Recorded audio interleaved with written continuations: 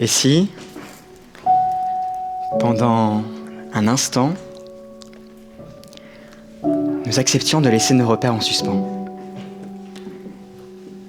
Et si nous nous reconnections à ce qu'il y a de plus vivant en nous? Prenons le temps.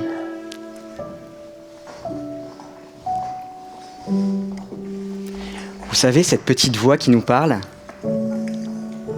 mais à laquelle on ne laisse presque jamais assez de place. Ce n'est un secret pour personne, notre époque, elle traverse des défis sans précédent. Montée des eaux, effondrement de la biodiversité, migration forcée, tensions géopolitiques. Tout un ensemble de réalités qui, avouons-le, peuvent nous faire vraiment flipper. Et pourtant, chaque jour, dans nos vies, dans nos métiers, nous nous retroussons les manches. Nous nous levons pour essayer, à notre échelle, de répondre aux défis de notre temps. Malgré une actualité parfois lourde, nous tenons, nous avançons, nous gardons espoir.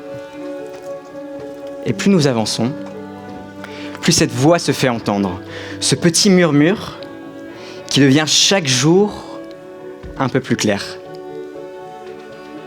Vous l'entendez ?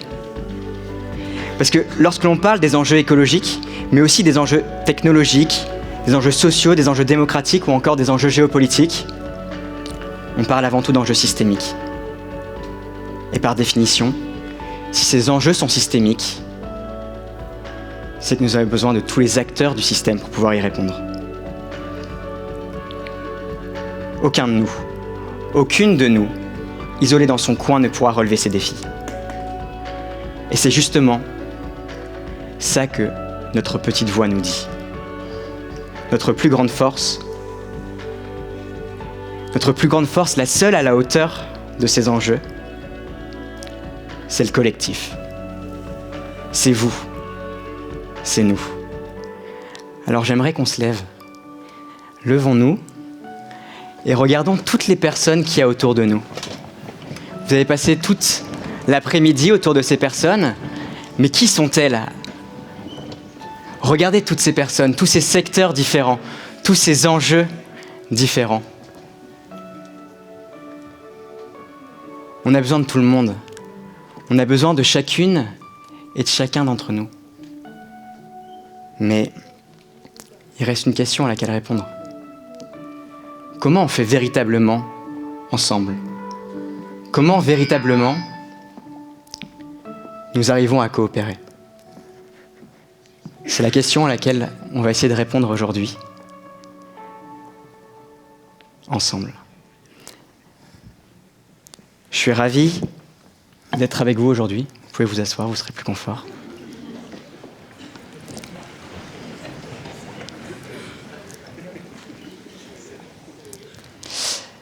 Je m'appelle Hugo Paul, j'ai 27 ans et je suis un explorateur de communauté. Mon métier, c'est de m'immerger dans des collectifs aussi divers et variés que des monastères, des peuples premiers ou encore une école dans la forêt, afin d'étudier comment mieux faire ensemble. Étudier comment mieux vivre ensemble afin de répondre aux enjeux de notre époque. Alors comment on arrive à devenir explorateur de communauté ? Tout d'abord, il me faudrait une bipette. Et donc du coup, si je peux avoir une bipette, génial. Cette histoire, elle commence lorsque j'ai 18 ans. Comme la plupart d'entre vous, si vous êtes dans cette salle. Merci Nancy. Comme la plupart d'entre vous, si vous êtes dans cette salle, j'ai eu conscience des enjeux écologiques. Je suis arrivé en école d'ingénieur, j'ai eu en face de moi différents rapports. Vous l'avez vu assez tout au long de la journée. Et ces rapports m'ont créé en moi une énorme peur. J'arrivais plus à dormir. Et face à cette peur-là, le mécanisme d'autodéfense que j'ai eu, ça a été d'agir. Alors, peut-être parfois de manière un peu désordonnée, mais j'ai essayé d'agir à mon humble échelle. J'ai d'abord testé le levier académique et j'ai formé des étudiants et des professeurs aux enjeux environnementaux. Puis j'ai testé le levier politique en rassemblant des sénateurs puis des députés afin de rendre obligatoire l'éducation à l'environnement au sein des facs, au sein des écoles d'ingénieurs, au sein des écoles de commerce. Puis, spoiler, voyant que ça n'allait pas assez vite, eh bien, j'ai testé un autre levier, un levier que vous connaissez certainement mieux que moi, le levier économique. Et donc, j'ai essayé de remettre en place l'initiative de la consigne dans les universités. Bon, à l'époque, j'étais étudiant, donc je me suis focalisé sur une chose, les bouteilles de bière. Vous m'excuserez pour ça. Et puis, je me suis dit, mais avant tout, on est toutes et tous des citoyens. On est tous et toutes des acteurs du changement. Et donc, avec d'autres jeunes, on a créé un réseau à l'échelle française puis européenne pour rassembler des acteurs du changement et leur donner des outils, des méthodes, se soutenir. Pourquoi je vous raconte tout ça ? Puisque, à quelques mois de recevoir ce fameux diplôme d'ingénieur, j'essaye de faire le bilan de ces années d'engagement et je me rends compte de deux choses. D'un côté, je me rends compte que rien de grand n'a jamais été réalisé seul, que tous ces enjeux, que l'on parle des enjeux politiques, économiques, citoyens, ou encore économiques, ils reposent tous sur le collectif. Et vous devez le voir, vous, dans votre quotidien, dans vos entreprises. Tout repose sur le collectif. Mais d'un autre côté, je me rends compte d'une autre chose. Je me rends compte que moi, à 24 ans, j'ai jamais su faire ensemble. On m'a jamais appris à véritablement coopérer. Et là, face à ce double bilan, j'ai face à moi un énorme paradoxe. D'un côté, on est à un moment de l'histoire où il n'a jamais été aussi important de coopérer, puisque, on l'a dit, lorsqu'on parle des enjeux écologiques, mais aussi des enjeux technologiques, géopolitiques, démocratiques, on parle avant tout d'enjeux systémiques. On a besoin de tout le monde. On ne pourra pas répondre à ces enjeux-là en silo. Eh bien, au même moment, on a besoin le plus de coopérer. On est à un moment de l'histoire où on n'a jamais aussi peu su coopérer. C'est ce que j'appelle la crise du nous. 3 chiffres pour vous le montrer. 1 personne sur 6. 1 personne sur 6, c'est le nombre de personnes qui se sentent seules dans le monde. Ça, c'est un rapport de l'OMS qui nous le dit. 2e chiffre, 40%. 40%, c'est le taux d'empathie qui a baissé en 30 ans. Ça, c'est des universitaires américains qui l'ont mesuré chez des étudiants, leur capacité à se mettre à la place d'autres étudiants, parce que c'est ça l'empathie, notre capacité à se mettre à la place de l'autre, eh bien, elle a baissé de 40% en 30 ans. Puis, dernier chiffre, 64%. 64% des personnes dans le monde affirment qu'on ne se méfie jamais assez d'autrui. Alors, c'est pas pour plomber l'ambiance que je vous partage ces chiffres-là, mais vous voyez bien qu'il y a un petit problème. On est au moment de l'histoire où il n'a jamais été aussi important de coopérer, et pourtant, à ce même moment-là, on n'a jamais aussi peu su coopérer. Mais la bonne nouvelle dans tout ça, c'est qu'il y a encore aujourd'hui plein de communautés dans le monde qui perpétuent ce modèle de faire ensemble. Des communautés qui soit perpétuent ce modèle depuis des siècles ou des millénaires, soit le réinventent. Et ce que j'aimerais qu'on fasse aujourd'hui, c'est qu'on aille s'immerger dans ces communautés, qu'on aille voir comment ces communautés coopèrent, afin d'en ressortir les grands piliers de la coopération, afin de toutes et tous ensemble répondre aux enjeux de notre époque. Mais avant d'aller explorer, j'ai une petite question pour vous. Quels sont pour vous les ingrédients essentiels à la coopération ? Nous coopérons toutes et tous dans notre quotidien, dans notre famille, avec nos amis, dans le monde de l'entreprise. Pour vous, quels sont les ingrédients essentiels ? J'ai un paperboard, des stylos, et vous avez plein d'idées. Alors, en un mot, éducation ? Alors là, on va faire le premier exercice de coopération, c'est qu'on va essayer de le faire une personne à la fois. J'avais entendu une première prise de parole là-bas par une femme, il me semble. Confiance. Et je suis désolé, je suis myope et il fait noir, donc si vous voulez les mains, je vais vraiment rien voir. Donc allez-y, mais essayez de ne pas parler tous en même temps. Absence de préjugés.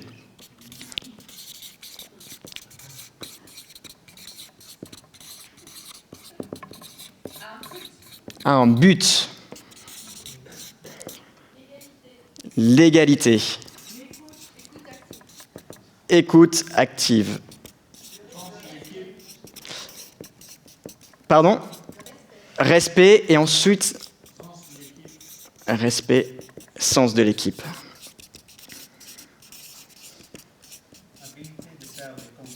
Ah, le compromis.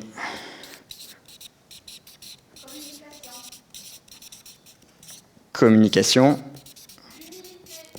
Humilité.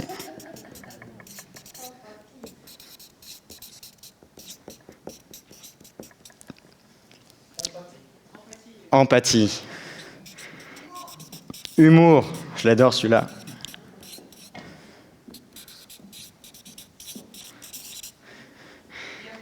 Bienveillance.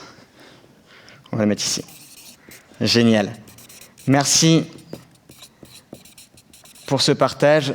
Je vous propose de mettre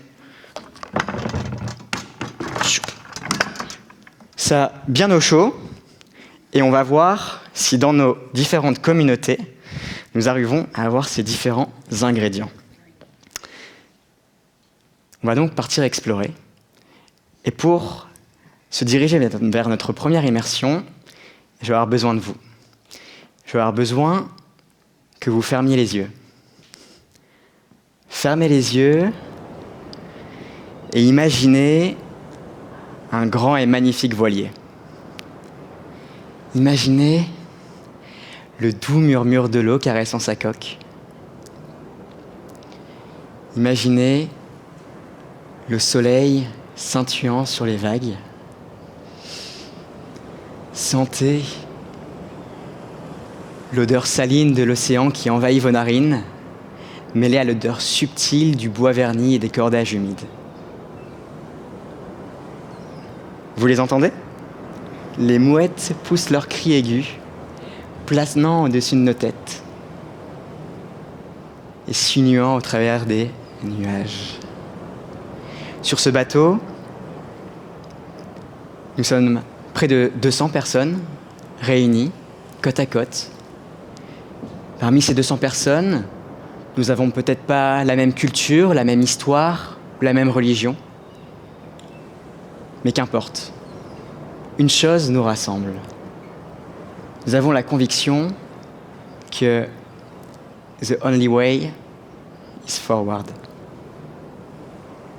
Alors, notre bateau quitte le port et vous apercevez au loin une première île.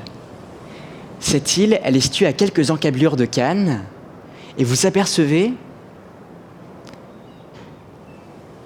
quelques chapelles, ces chapelles qui nous rappellent l'histoire ancestrale monastique de cette île. Le bateau arrive sur cette île et vous pourrez ouvrir les yeux pour découvrir notre communauté. Vous ouvrez les yeux et vous arrivez au sein de l'abbaye de Lérins. L'abbaye de Lérins, elle est située sur l'île de Saint-Honorat, à quelques encablures de Cannes. Et sur cette île vivent depuis le IVe siècle des moines cisterciens. Alors je vais tout de suite vous faire cette confidence, je ne suis pas croyant. En revanche, j'ai toujours été admiratif des moines. Comment on arrive à perpétuer un mode de vie si spécifique pendant autant de temps ? Vous imaginez, pendant plus de 16 siècles, être sur la même île et à préserver ce mode de vie. Un mode de vie qui repose sur la règle de Saint Benoît, qui a été écrite au VIe siècle et qui nous dit « ora illabora », prie et travail. Prier 7 fois par jour et puis travailler, c'est-à-dire faire du vin, de l'huile d'olive, de la liqueur. Mais comment arrive-t-il encore aujourd'hui à perpétuer ce mode de vie ? Comment arrive-t-il à faire ensemble ? Au travers de ce mois passé avec eux, j'ai été extrêmement inspiré par leur mode de vie. Et puis, au travers, vous savez, de ces longues prières, où moi, lorsque je ne prie pas, j'avais beaucoup de temps pour réfléchir, je me suis demandé, mais qu'est-ce qui fait ? Quel est l'ingrédient secret ? Mais il n'y en a pas qu'un seul. Mais celui que j'aimerais vous partager, et c'est le premier pilier de la coopération que j'aimerais vous partager aujourd'hui, c'est que sans sécurité, il ne peut y avoir de coopération. Pourquoi ? Puisque la sécurité permet à notre cerveau de passer d'un mode où notre attention est portée à « est-ce qu'il n'y a pas une menace autour de moi ?» à « à qui je peux me connecter ?» Tant que je ne me sens pas en sécurité, mon cerveau sera attentif à ces menaces-là et non aux personnes avec qui je peux me connecter. Vous savez, cette fameuse pyramide de Maslow avec les différents besoins. Eh bien, il y a les besoins physiologiques. Deuxième besoin, c'est le besoin de sécurité. Et le troisième besoin, je sais que vous l'avez, c'est le besoin d'appartenance. Nous avons besoin, en tant qu'être humain, d'appartenir à un groupe. Mais pour cela, il faut créer de la sécurité. Alors, comment on crée de la sécurité ? Au sein du monastère, ils ont le cloître. Le cloître qui est pour eux comme une membrane qui va permettre de protéger le collectif. Parce que oui, comme toute cellule a sa membrane, tout collectif a également sa membrane. Au sein du monastère, ça se voit avec ce cloître. Cette membrane qui certes protège, elle ne fait pas que protéger. Elle permet de contenir, d'identifier et surtout d'échanger. Ce n'est pas une membrane qui enferme.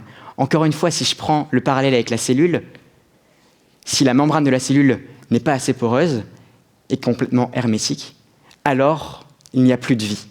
La membrane de votre collectif doit permettre donc de sécuriser votre collectif, savoir qui est dedans ou qui n'est pas dedans, mais elle doit aussi permettre d'échanger.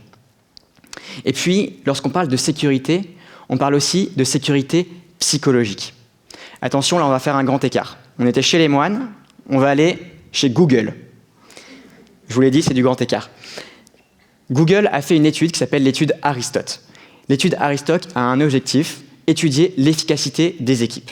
Alors, à la méthode Google, ils l'ont fait avec plein de data, et leur recherche est assez surprenante.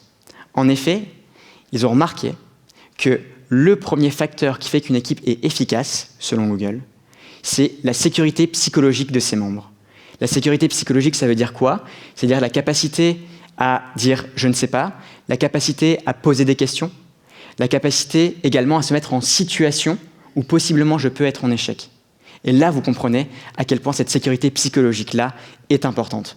Parce que si dans un collectif, on ne pose pas de questions et puis on ne peut pas se mettre en situation de risque, difficile de répondre à ce but commun. Donc, premier pilier au sein de ce monastère, la sécurité.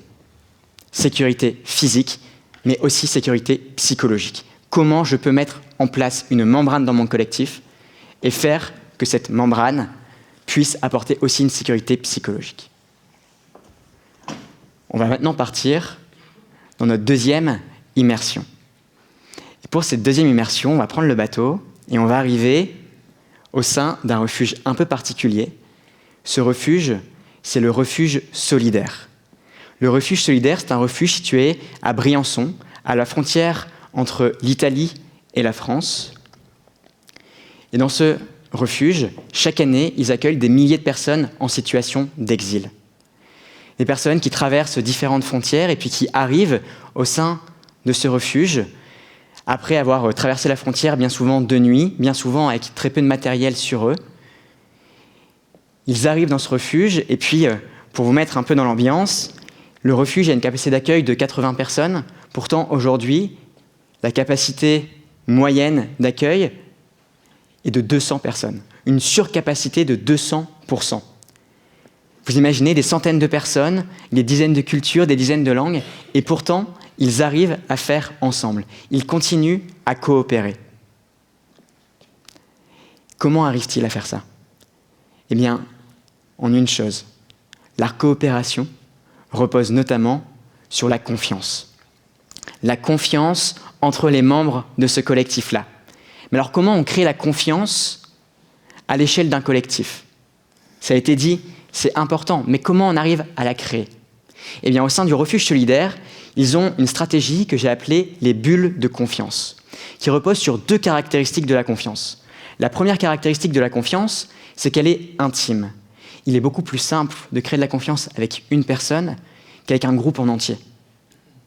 Faites l'exercice. C'est beaucoup plus simple pour vous d'avoir confiance avec votre voisin ou votre voisine qu'avec l'ensemble de la salle aujourd'hui.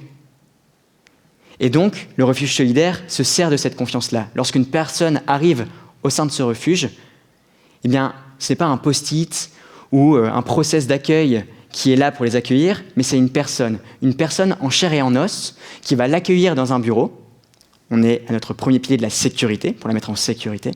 Et dans ce bureau, ils vont pouvoir poser des questions, leur expliquer les règles de fonctionnement du collectif, créer un lien interpersonnel. Et donc, une confiance va se créer. Et ensuite, le collectif va jouer sur la deuxième caractéristique de la confiance. La confiance, certes, elle est intime, mais elle est surtout contagieuse.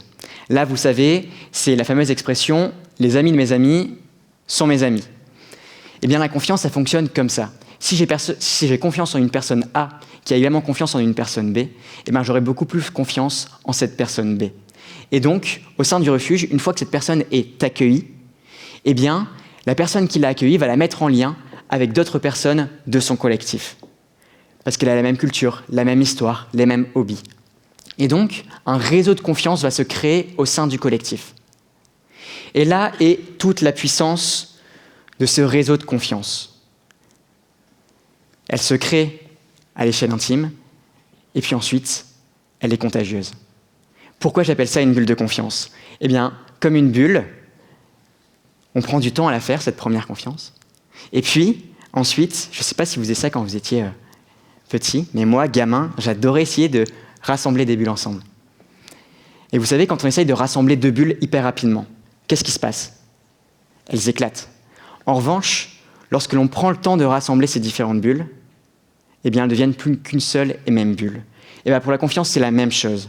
Comment vous, dans vos organisations, dans vos espaces de coalition, certes, vous arrivez à créer cet espace de sécurité, mais pour la confiance, vous créez ces bulles de confiance à l'échelle interpersonnelle pour ensuite créer des espaces, comme peuvent l'être l'IMS aujourd'hui, où ces différentes bulles de confiance vont se rassembler. Donc on l'a dit, premier pilier, sécurité, deuxième pilier, confiance. Pour le troisième pilier, j'aimerais vous poser deux questions. La première question, j'aimerais savoir à main levée, qui se sent à sa place dans son organisation ? Ok. Et maintenant, qui se sent reconnu à sa place ? Ok. Je ne sais pas si vous avez pu voir autour de vous, mais ça n'a pas été la même réponse à chacune de ces questions-là. Et c'est là toute l'importance de ce troisième pilier que j'aimerais vous partager. Le troisième pilier pour coopérer, c'est la légitimité. Être légitime, c'était un mot que j'entendais tout le temps lorsque j'allais au sein de mes différentes immersions. Ah, je me sens légitime et donc j'arrive à faire avec l'autre. Et donc j'ai creusé le sujet de la légitimité. Et là, je me suis aperçu que pendant 24 ans, j'avais la mauvaise définition de la légitimité. Ou enfin, pour être plus précis, j'avais qu'une partie de la définition. Pendant 24 ans, je pensais qu'être légitime, c'était se sentir à sa place. Mais en fait, être légitime, c'est pas que ça. Être légitime, c'est se sentir à sa place et sentir que les autres acceptent la place à laquelle je suis. En bref, être à sa place et être reconnu à sa place. Pourquoi c'est important ? Parce que si dans votre organisation, vous faites tout ce qui est possible pour mettre les outils, les méthodes pour que la personne se sente à sa place, mais que toutes les personnes du collectif lui rejettent à chaque fois qu'elle prend une initiative le fait qu'elle n'est pas à sa place, alors impossible de faire ensemble, impossible de coopérer. Donc, faire communauté, c'est créer de la légitimité pour que chaque personne puisse se sentir à sa place, mais aussi reconnue à sa place. Et pour ça, j'aimerais vous emmener au sein des Compagnons du Devoir. Les Compagnons du Devoir, c'est l'un des plus anciens organismes de formation qui, aujourd'hui, forme 10 000 jeunes entre 15 et 25 ans en France. Cet organisme de formation, il a été créé au moment des cathédrales, lorsque la durée de vie de construction d'une cathédrale dépassait largement la durée de vie d'un homme. Il fallait donc trouver des méthodes pour transmettre ce savoir-faire de génération en génération. C'est là que se sont créés les compagnons, avec 3 piliers. Le premier, l'apprentissage, apprendre en faisant. Le deuxième pilier, qui est le voyage. Chaque jeune voyage tous les 6 mois à 1 an de maison compagnonique en maison compagnonique pour apprendre auprès d'autres compagnons. Et puis, le troisième point, qui est la vie en communauté. Vivre ensemble pour apprendre à apprendre ensemble. Et j'étais assez épaté de voir les compagnons réussir à transmettre cette légitimité. Vous savez, les compagnons en France, on les appelle souvent les meilleurs ouvriers de France. Mais comment arrivent-ils à faire ça ? Eh bien, au fur et à mesure de mon immersion chez eux, j'ai compris qu'il y avait une grande place laissée à la légitimité, au travers d'un outil simple, Et ça peut paraître parfois niais lorsque je le dis, mais donner un rôle permet de trouver sa place. Et donc, chaque compagnon, lorsqu'il arrive dans la communauté, on lui assigne une gâche. Une gâche, c'est quoi? C'est un service qu'il doit à la communauté. Une gâche qui va tout autant de la gâche des poubelles à la gâche de la gestion de l'association. Et le fait d'avoir ce rôle-là permet aux jeunes d'avoir sa place dans le collectif, de s'identifier. Mais là, vous le savez, ça ne suffit pas pour créer cette légitimité. Il faut qu'ils puissent être reconnus à l'échelle du collectif. Et pour ça, les compagnons du devoir ont créé un ensemble de rituels, un ensemble de rites initiatiques qui permet aux jeunes de comprendre qu'ils prennent cette nouvelle place, mais aussi et surtout de comprendre que le collectif accepte cette nouvelle place. Et aujourd'hui, dans toutes les traditions ancestrales que nous avions, il y avait ces rituels, non pas individuels, mais collectifs, pour permettre à chaque personne de certes s'identifier à un nouveau rôle, mais aussi qu'il soit reconnu, ce nouveau rôle. Là, ici, nous avons une gravure sur l'adoption. Eh bien, ma question, c'est, vous, quels sont les rituels dans vos organisations pour certes donner des rôles dans vos organisations? C'est assez simple, c'est souvent les fiches de poste. Mais quels sont les rituels qui vont permettre au collectif de faire accepter ces rôles-là? Dans les coalitions que vous faites avec les autres organisations, comment chaque organisation, chaque personne peut avoir un rôle et peut être reconnue pour ce rôle-là? Donc 3 piliers, sécurité, confiance, légitimité. Ces 3 piliers, ils me sont inspirés notamment des travaux de Pablo Servigne et Gauthier Chapelle sur la coopération dans le vivant. Mais en fait, ces 3 piliers que je vous ai partagés, ils ne peuvent fonctionner qu'à une seule condition. Une seule condition qu'on oublie parfois souvent dans une société qui va de plus en plus rapidement, dans laquelle on oublie parfois un peu de se poser. Cette condition, c'est de se rassembler. Et pour ça, j'aimerais vous emmener chez les Samis. Les Samis, c'est le dernier peuple autochtone d'Europe. Ils vivent au nord de la Norvège, Suède et Finlande, dans un territoire qu'on appelle la Sápmi. Et dans ce territoire, ça fait plus de 12 000 ans qu'ils transmettent leur savoir-faire de génération en génération. Traditionnellement nomades, ils suivent les reines de région en fonction des saisons. Et j'ai été assez abasourdi de savoir, mais comment on fait pour transmettre sa culture de génération en génération pendant plus de 12 000 ans? Je pourrais vous citer tous les outils, notamment le yok, leur chant traditionnel qu'ils utilisent. Mais s'il y a bien une chose qui m'a marqué et que j'aimerais vous partager aujourd'hui, c'est celui des feux de camp. Tous les soirs, ils se rassemblent autour d'un feu afin de simplement se rassembler, créer des liens. Puisque j'ai une conviction, c'est qu'on ne peut pas coopérer avec l'autre si on ne comprend pas l'autre. Et on ne peut pas comprendre l'autre si on ne passe pas du temps avec lui. C'est parfois aussi simple que ça. Alors, lorsque j'étais devant ce feu Sami et que je me posais la question de « Ils sont passés où, nos feux de camp à nous ?» Eh bien, je me suis fait une promesse.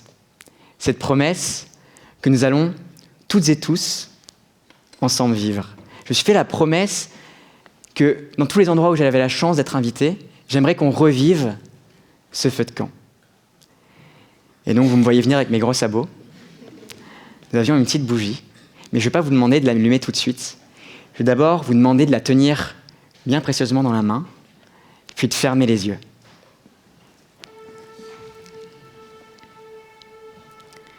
Fermez les yeux et replongez-vous au début de cette conférence, au début de ce voyage.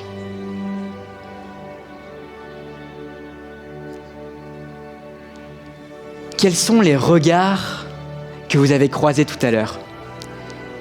Quels sont les visages que vous avez vus?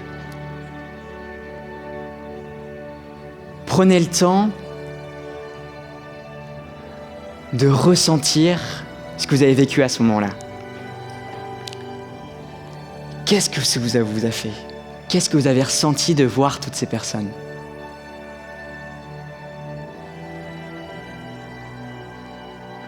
Et une fois que vous l'avez, j'aimerais que vous vous posiez cette question.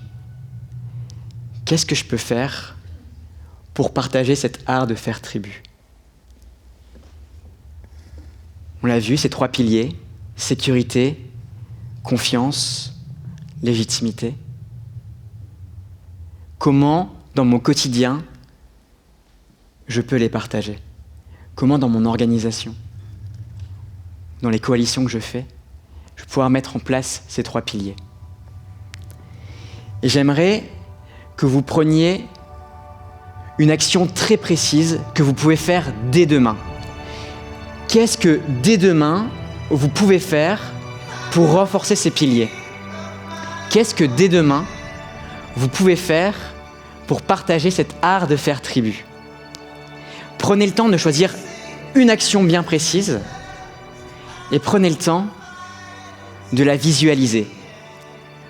Lorsque vous visualisez cette action, vous faites déjà la moitié du travail. Ça vous facilitera à faire cette action. Et une fois que vous avez cette action, j'aimerais que vous allumiez cette bougie.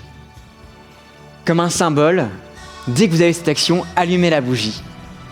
Je vois quelques bougies commencer à s'allumer.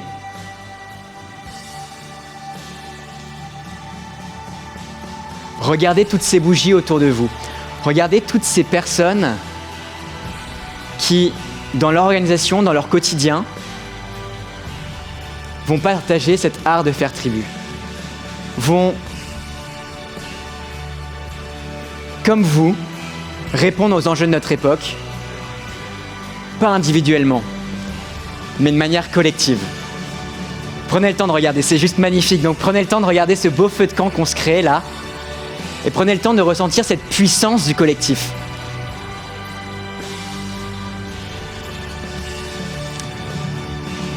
Et maintenant, une fois qu'on a bien ressenti cette puissance du collectif là, j'aimerais que, encore une fois, comme un symbole, nous soufflions tous ensemble sur cette bougie et qu'on fasse le vœu de réussir collectivement à faire tribu pour répondre aux enjeux de notre époque. Alors vous êtes prêts? À 1, à 2 et à 3.